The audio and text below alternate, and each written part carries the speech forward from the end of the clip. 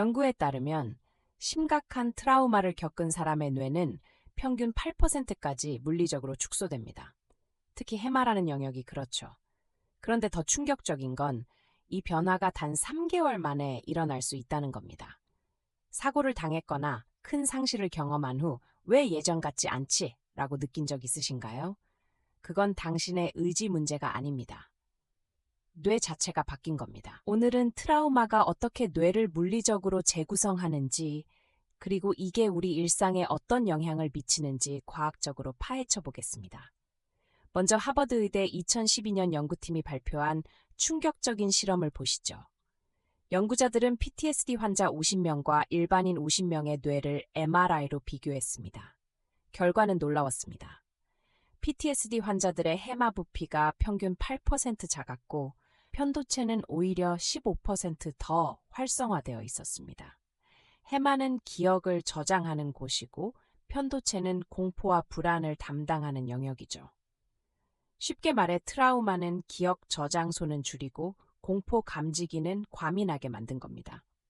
그래서 트라우마를 겪은 사람들이 작은 자극에도 과도하게 반응하고 정작 중요한 기억은 잘 못하는 거예요.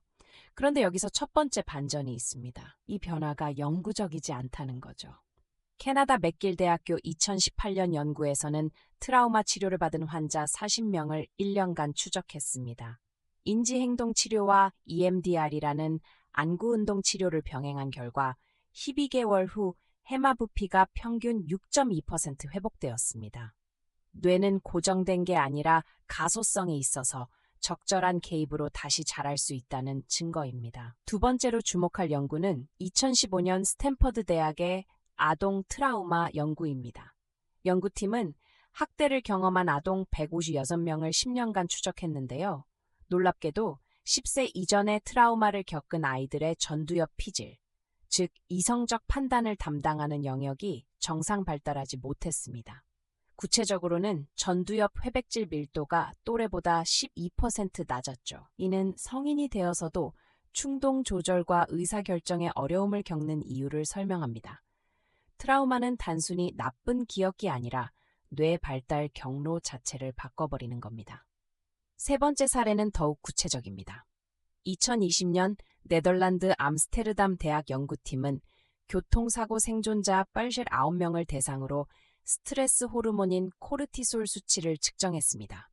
사고 직후에는 당연히 코르티솔이 급증했지만 문제는 3개월 후였습니다. PTSD가 발병한 그룹은 일상적인 상황에서도 코르티솔이 정상인보다 40% 높게 유지됐습니다. 이 만성적 스트레스 호르몬은 신경세포를 지속적으로 손상시키고 특히 해마의 신경 생성을 억제합니다. 그래서 트라우마 이후 집중력 저하, 기억력 감퇴를 호소하는 거죠. 그런데 여기서 두 번째 반전입니다. 트라우마가 뇌를 바꾸는 속도만큼 회복도 빠르게 시작될 수 있다는 겁니다. 2019년 UCLA 신경과학 연구소는 명상과 운동이 트라우마 뇌에 미치는 영향을 연구했습니다. 하루 20분 마음챙김 명상을 8주간 실시한 그룹은 편도체 활성도가 23% 감소했고 주 3회 유산소 운동을 한 그룹은 해마에서 신경성장인자 BDNF가 18% 증가했습니다. 뇌는 손상되는 만큼 회복력도 있다는 증거죠. 네 번째 연구는 예일대학교 2017년 발표인데 특히 흥미롭습니다. 연구팀은 트라우마 생존자 중에서도 회복 탄력성이 높은 사람들의 뇌를 분석했습니다. 이들의 공통점은 전대상 피질이라는 영역이 평균보다 14% 더 두꺼웠다는 점입니다. 이 영역은 감정 조절과 관련이 있는데 흥미롭게도 사회적 지지를 많이 받는 환경에서 이 부분이 발달한다는 걸 확인했습니다. 즉, 트라우마 이후 주변의 지지와 연결이 뇌를 물리적으로 보호한다는 뜻입니다. 마지막으로 2021년 존스홉킨스 대학의 최신 연구를 보면 트라우마는 유전자 발현에도 영향을 줍니다.